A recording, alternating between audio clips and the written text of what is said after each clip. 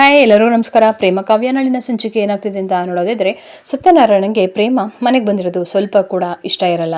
So ಹಾಗಾಗಿ ಅವನು ಪ್ರೇಮ ಮೇಲೆ ತುಂಬ ಬೇಜಾರು ಮಾಡ್ಕೊಂಡಿರ್ತಾಳೆ. ನೋಡೋ, ನನಗೆ ತುಂಬ ಫೋರ್ಸ್ ಮಾಡಬೇಡ, ನನಗೆ ನಿನ್ನ ಮುಖ ಕೂಡ ನಂಗೆ ನೋಡೋಕ್ಕೆ ಇಷ್ಟ ಇಲ್ಲ, ಆಯಿತಾ? ಕಲ್ಯಾಣಿ ತೊಗೊಂಡಿರೋ ನಿರ್ಧಾರನೇ ಸರಿಯಾಗಿದೆ, ದಯವಿಟ್ಟು ನೀನು ಇಲ್ಲಿಂದ ಹೋದರೆ ಸರಿ ಪ್ರೇಮ ಅಂತ ಹೇಳ್ತಿರ್ತಾರೆ. ಆಗ ರಾಮ್, ಯಾಕೆ ಮಾವ ಇಷ್ಟೊಂದು ಕಠೋರವಾಗಿ ಮಾತಾಡ್ತಿದ್ಯಾ? ಹೌದು, ಇವಳು ನಾನು ಮಾನ ಮರ್ಯಾದೆ ಎಲ್ಲ ಕಳೆದಿರಿ, ಇವಳು ನೋಡಿದಾಗೆಲ್ಲ ನನಗೆ ಹಿಂದಿನ ನೆನಪುಗಳೇ ಬರ್ತಿರುತ್ತೆ, ದಯವಿಟ್ಟು ನೀನು ಈ ಮನೆ ಒಳಗಿರಬೇಡ ಅಂತ ಹೇಳ್ತಾರೆ. ಆಗ ರಾಮ್ ಕೂಡ, ಆಯಿತು ಸರಿ ಆಯಿತು ಬಿಡಿ, ನೀವು ನಿಮ್ಮ ಡಿಸಿಷನ್ನ ಹೇಳಿದ್ದೀರಾ, ನೀವೇ ಮನೆ ಮಗಳನ್ನ ಕರೆಯೋವರೆಗೂ, ಪ್ರೇಮ ಮನೆಗೆ ಬಾ ಅಂತ ಕರೆಯೋವರೆಗೂ ನಾನು ನನ್ನ ಹೆಂಡ್ತಿನ ನಿಮ್ಮ ಮನೆ ವಸ್ತು ಬಗೆಗೆ ಯಾವುದೇ ಕಾರಣಕ್ಕೂ ಕೂಡ ಕಳಿಸಲ್ಲ. ಇದೇ ನನ್ನ ಕೊನೆ ಮಾತು ಮಾವ, ಆಯಿತಾ? ನಾನು ಯಾವತ್ತೂ ನನ್ನ ಪ್ರೇಮನ ಕೈ ಬಿಡಲ್ಲ. ನೀವು ಇಷ್ಟೊಂದು ಕಠೋರವಾಗಿ ನಡ್ಕೊಂಡಿದ್ದೀರಾ, ನೀವು ಹೀಗೆ ಇರಿ, ನಾನು ಕೂಡ ಹೀಗೆ ಇರ್ತೀನಿ ಅಂತ ಹೇಳಿಬಿಟ್ಟು ಪ್ರೇಮನ ಅಲ್ಲಿಂದ ಕರ್ಕೊಂಡು ಹೊರಟೋಗ್ತಾನೆ ರಾಮ್. ಇನ್ನೊಂದು ಕಡೆ ಶಾರದಾ ಪಾಪ ತುಂಬ ಅಳ್ತಿರ್ತಾಳೆ.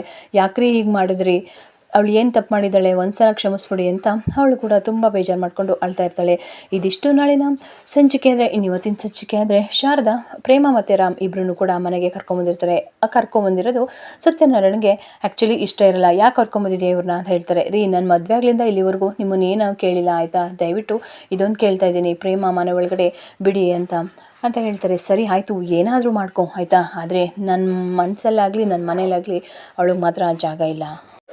ಇದೇ ಲಾಸ್ಟು, ಗೊತ್ತಾಯ್ತಾ? ನಿಂಗೆ ವಾರ್ನ್ ಮಾಡ್ತಿದ್ದೀನಿ, ನನಗೆ ಮಾತ್ರ ನಿನ್ನೂ ಮನೆ ಒಳಗೆ ಕಾಣಿಸ್ಕೋಬಾರ್ದು ಅಂತ ಹೇಳಿ ಬೇಜಾರು ಮಾಡಿಕೊಂಡು ಸತ್ಯನಾರಾಯಣ ಹೋಗ್ತಾರೆ. ಆಗ ಶಾರದಾ, ನೀನೇನು ಬೇಜಾರು ಮಾಡ್ಕೋಬೇಡ ಬಾ ಅಮ್ಮ, ಆಯಿತಾ? ನಿಮ್ಮ ಅಪ್ಪನ ಸ್ವಭಾವ ನಿನಗೆ ಗೊತ್ತಲ್ಲ, ಆಯಿತಾ? ಅವರು ಸರಿ ಹೋಗ್ತಾರೆ ಅಂತ ಹೇಳ್ತಾರೆ. ಆದರೂ ಕೂಡ ಪ್ರೇಮ ತುಂಬ ಬೇಜಾರು ಮಾಡಿಕೊಂಡು ನಿಂತ್ಕೊಳ್ತಾಳೆ. ಯಾಕ್ರಿ ಹೀಗೆ ಆಡ್ತಿದ್ದೀರಾ? ನಿಮ್ಗೆ ಹೇಗೆ ಮಗಳು, ಅದೇ ರೀತಿ ನನಗೂ ಮಗಳು ರೀ, ಅವಳು ಏನೋ ಒಂದ್ಸಲ ತಪ್ಪು ಮಾಡಿರ್ಬೋದು, ಒಂದ್ಸಲ ಕ್ಷಮಿಸೋದ್ರಲ್ಲಿ ನಾವೇನು ಕಳ್ಕೊಳ್ಳಲ್ಲ ರೀ ಅಂತ ಹೇಳ್ತಾರೆ. ಏನಾದರೂ ಮಾಡ್ಕೊ, ನಿಂಗೆ ಹೇಳೋಕ್ಕಾಗಲ್ಲ ಅಂತ ಸತ್ಯನಾರಾಯಣ ಬೈದು ಹೋಗ್ತಾಳೆ.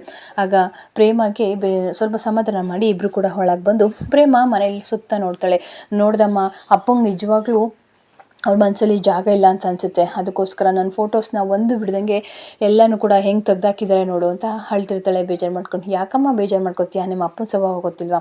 ಸೊ ಹಂಗಾಗಿ ಅವರೇ ಆ ಫೋಟೋಸ್ನ ಮತ್ತೆ ಹಾಕ್ತಾರೆ, ಸುಮ್ಮನಿರು ಅಂತ ಸುಮ್ಮನಿರ್ತಾಳೆ. ಇನ್ನೊಂದು ಕಡೆ ಕಾವ್ಯ ಅವಳು ರಿಪೋರ್ಟ್ ಕೊಡೋಕ್ಕೆ ಅಂತ ಬಂದಿರ್ತಾಳೆ.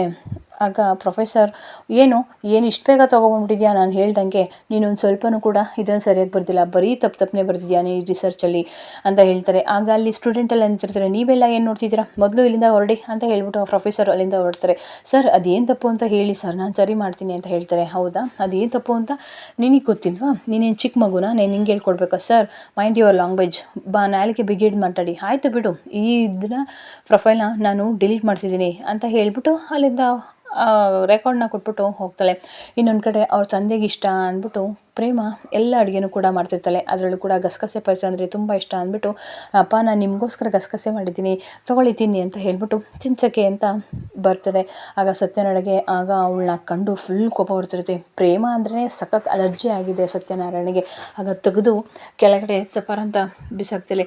ಏನು ಅನ್ಕೊಂಡ್ಬಿಟ್ಟಿದ್ಯಾ, ನಾನು ನೀನು ಮಾಡಿರೋ ಅಡುಗೆನ ತಿನ್ನೋಷ್ಟು ನನಗೆ ಗತ್ಕೆಟ್ಟಿಲ್ಲ, ಗೊತ್ತಾಯ್ತಾ? ಈ ಮನೆಯೊಳಗಡೆ ಶಾರದನ ಮಕ್ಕ ನೋಡ್ಕೊಂಡು ನಿನ್ನ ಒಳಗಡೆ ಬಿಟ್ಟಿದ್ದೀನಿ ಅಂತ ಹೇಳ್ತಾರೆ.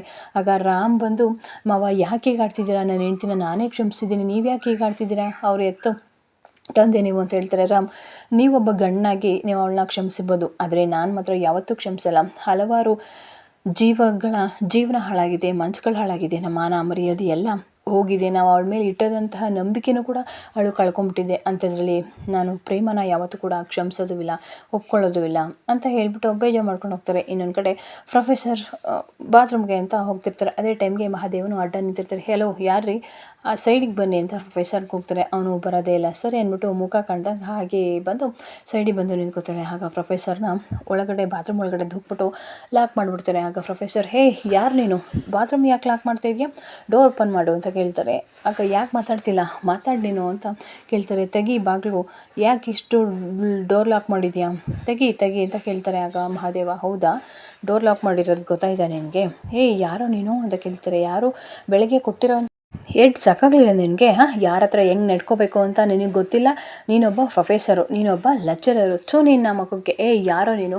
ನನ್ನ ಹೆಸರು ರಾಘವೇಂದ್ರ ಅಂತ, ಗೊತ್ತೈತೆ? ಯಾಕೋ ನನಗೆ ಈ ರೀತಿ ಕಾಟ ಕೊಡ್ತಿದ್ಯಾ? ನಾನೇನೋ ತಪ್ಪು ಮಾಡಿದ್ದೀನಿ ನಿನಗೆ? ನಾನು ನಿನಗೇನೋ ಕಾಟ ಕೊಡ್ತಿದ್ದೀನಿ, ನೀನು ನನಗೆ ಕಾಟ ಕೊಡ್ತಿಲ್ಲ. ಈ ಕಾಲೇಜಲ್ಲಿ ಇರುವಂಥ ಸ್ಟೂಡೆಂಟ್ಗಳಿಗೆಲ್ಲ ಕಾಟ ಕೊಡ್ತಾ ಇದೆಯಾ? ಅಯ್ಯೋ, ಒಳಗೆ ವಾಸನೆ ಕೊಡು ತಂಗೆ ತಡ್ಕೊಳಕ್ಕಾಗ್ತಿಲ್ಲ, ಮೊದಲು ತೆಗಿಯಪ್ಪ, ಏನು ಬೇಕು ಅಂತ ಹೇಳು, ಕೂತ್ಕೊಂಡು ಬಗೆಹರಿಸೋಣ ಅಂತ ಹೇಳ್ತಾರೆ. ನಿನ್ನಂಥ ಕಚ್ಚಡ ಲುಚ್ಚ ನನ್ನ ಮಕ್ಳ ಹತ್ರ ನಾನು ಬಗೆಹರಿಸ್ಬೇಕಾ ಅಂತ ಹೇಳ್ತಾರೆ. ಆಗ ಪ್ರೊಫೆಸರು ಬಾತ್ರೂಮ್ ಒಳಗಡೆ, ವಾಶ್ರೂಮ್ ಒಳಗಡೆ ಬರೆದಿರುವಂಥ ಎಲ್ಲನೂ ಓದ್ತಾ ಇರ್ತಾರೆ. ಏನು ಇದು ಇಷ್ಟು ಕೆಟ್ಟದಾಗಿ ನನ್ನ ಬಗ್ಗೆ ಬರೆದಿದ್ದಾರಲ್ಲ, ಹಿಂಗೆ ಬರೆದಿದ್ದಾರೆ, ಇದನ್ನು ನೋಡೋಕ್ಕೆ ನನಗೆ ಅಸಹ್ಯ ಆಗ್ತಿದೆ, ಈ ವಾಸನೆ ತಡ್ಕೊಂಡ್ರೂ ಪರವಾಗಿಲ್ಲ ಅಂತ ಹೇಳ್ಬಿಟ್ಟು, ಯಾರಪ್ಪ ನೀನು, ಬಾಕ್ಲು ತೆಗಿಯೋ ಅಂತ ಹೇಳ್ತಾರೆ. ಏನು ಬೇಕೋ ನಿನಗೆ, ನನಗೆ ಯಾಕೆ ಈ ಕಾಟ ಕೊಡ್ತಿದ್ಯಾ ಅಂತ ಹೇಳ್ತಾರೆ. ನಾನು ನಿನಗೆ ಕಾಟ ಕೊಡ್ತಿಲ್ಲ, ನೀನು ಸ್ಟೂಡೆಂಟ್ಗಳಿಗೆ ಕೊಡ್ತಿರೋ ಕಾಟ ತುಂಬ ಜಾಸ್ತಿ ಆಗಿದೆ, ಅದಕ್ಕೆ ನಿನ್ನ ಹೀಗೆ ಮಾಡಿದ್ದೀನಿ ಅಂತ ಹೇಳ್ತಾರೆ. ಅದೇ ಟೈಮ್ಗೆ ಅಲ್ಲಿಗೆ ಯಾರೋ ಒಬ್ಬ ಗೇಟ್ ವಾಚ್ಮನ್ ಬರ್ತಾರೆ. ಯಾರೇನು, ಏನು ಮಾಡ್ತಿದ್ಯಾ ಅಂತ ಕೇಳ್ತಾರೆ.